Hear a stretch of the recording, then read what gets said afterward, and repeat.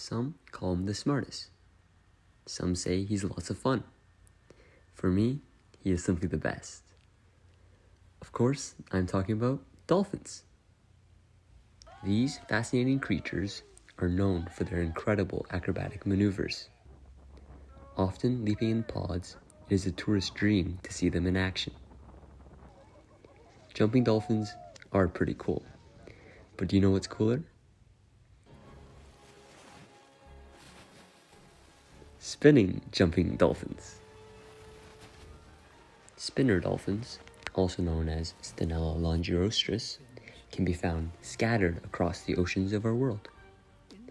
This majestic species is known for, of course, its ability to spin whilst airborne. Some dolphins are able to spin up to 7 times in 1 second. Why the spin? Well, scientists speculate that it helps with communication. Usually, dolphins converse using vocalizations and echolocation. However, researchers suggest that dolphins utilize these spins as visual cues to go along with their audio ones. Another reason why they spin? Well, it's to have fun, of course. I mean, who wouldn't enjoy just spinning? So, these spins that seem physically impossible, how do they do it? Well, let's break it down. First, let's look at the dolphin's shape and how it has evolved for optimal spin. Dolphins possess a prolate spheroid body shape where we can see that all body parts are close to its central axis. Why is this important? Well, it comes down to moment of inertia. Simply put, moment of inertia measures how hard it is to spin an object. Represented by the variable I, a larger value means an object is harder to spin, and a smaller value means an object is easier to spin. Moment of inertia depends on both mass and how far away that mass is from its center. Even if 2 objects have the same mass, the one with mass more towards the center will be easier to spin compared to an object with mass more towards the outside. This can be intuitively explained through figure skaters, where by tucking their arms in, they're able to concentrate their mass towards the center, having a lower moment of inertia. You can even test this out yourself by spinning with your arms extended and tucking them in.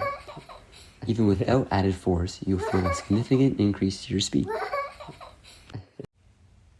Looking back at the dolphin, its body shape positions mass towards the middle, lowering its moment of inertia and allowing it to spin easier. To dig deeper, we can look at the moment of inertia formula for an object in general. I equals the sum of mr squared. This equation essentially sums all moments of inertia at separate points I of the object to find its total moment of inertia. Simpler shapes such as these have set equations, with different fraction coefficients representing its rotatability. A smaller fraction will result in a lower moment of inertia, meaning that the object is relatively easier to spin. Here, we can see the dolphin's prolate spheroid shape with a relatively small coefficient of 1/5.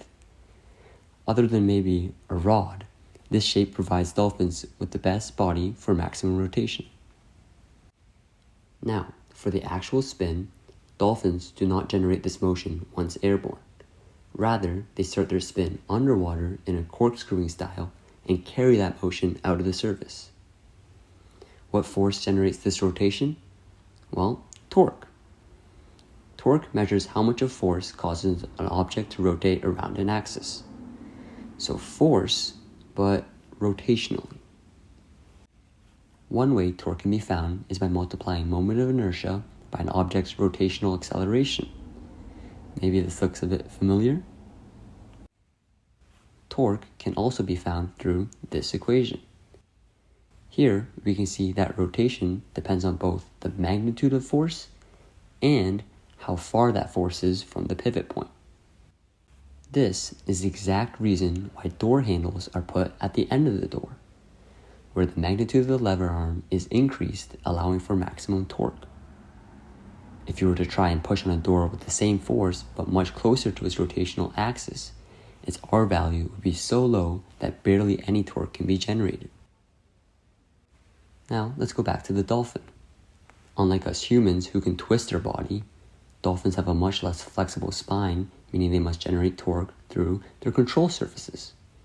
Its flippers, flukes, and dorsal fin. Flippers are positioned away from the dolphin's central axis to maximize torque, but also not too far away to maintain that low moment of inertia. Additionally, they are angled in a specific way to maximize spin when it pushes against the surrounding water. Flukes, or its tail, not only help with gaining speed, but also with rotation. Both these control surfaces help with the spin, and we call them sources of propulsive torque. If only propulsive torques are present, dolphins would spin out of control. They need to be able to achieve some sort of equilibrium or balance. That role belongs to its dorsal fin. This control surface is essentially dragged through the surrounding water, which resists its rotational motion and creates a drag torque. This force counteracts the spin from propulsive torques, slowing down the dolphin's rotation, but allowing it to spin in a controlled manner. Now, the key to the dolphin's spinning trick is that as soon as its body surfaces or exits the water, these drag forces are eliminated as there is no longer substance for its body parts, such as the dorsal fin, to act on. Dolphins can spin much faster without these drag forces slowing them down, allowing for their incredible rotational displays. This transfer of speed from water to air is also thanks to angular momentum. Angular momentum measures how much rotational motion an object has and can be calculated through multiplying moment of inertia and angular velocity. Seeing the similarities again? Now, underwater, dolphins have rotational speed, thus also meaning they possess angular momentum. But how does this momentum transfer to greater speed in the air? Well, that's because, just like linear momentum, angular momentum is conserved. Why don't we set up a scenario where we'll call underwater dolphin initial and airborne dolphin final? We already know that in the air, dolphins have a much lower moment of inertia, as it is able to rotate much more easily with less drag torques. Since angular momentum is conserved, the speed of the dolphin's rotation must go up, making those spectacular turns possible. So, these spins that spinner dolphins can achieve, well, they are nothing short of incredible natural engineering. Every aspect of their movement, from fluke to fin, is thanks to a process refined over millions of years. So next time you see a dolphin spin, just know it isn't some trick. It's physics, perfected by evolution.